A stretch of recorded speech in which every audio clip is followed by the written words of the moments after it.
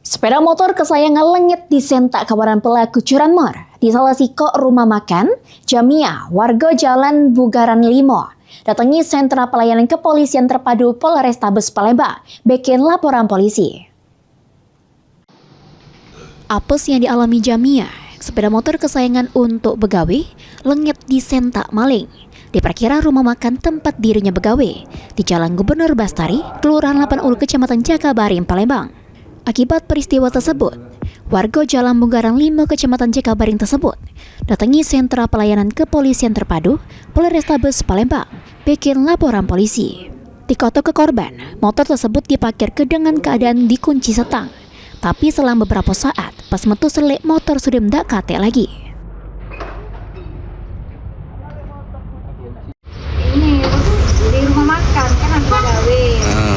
Pas parkir motor sekitar setengah 2 tuh tahu-tahu nanti lagi pas setengah 4. Oh.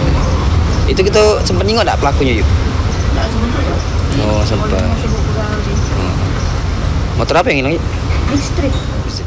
Laporan sudah diterima petugas SPKT. Selanjutnya ditindaklanjuti Satreskrim Polrestabes Palembang. Heru Wahyudi, PAL TV.